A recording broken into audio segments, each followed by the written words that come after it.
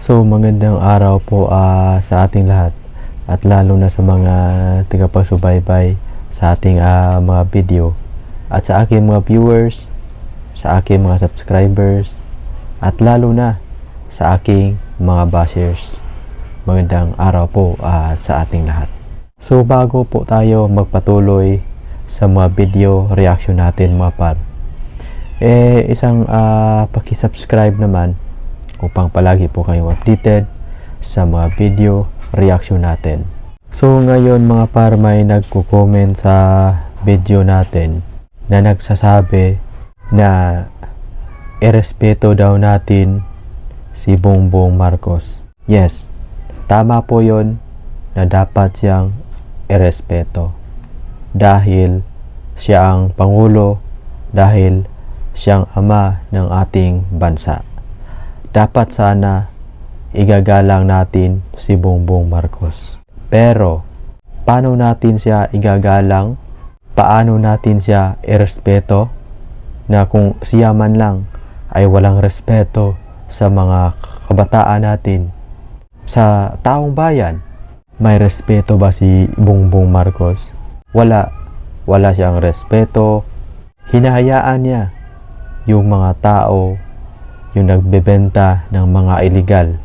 Maraming kababataan natin na nawalan na sa matinong isip dahil sa illegal na bisyo. Tingnan natin yung paligid natin. Tingnan natin yung syudad natin. Diba marami tayong makikita ng mga kabataan na nasa kalye lang nakatira dahil nawala na sila ng isip dahil sa illegal na bisyo. Paano natin igagalang si Bongbong Marcos?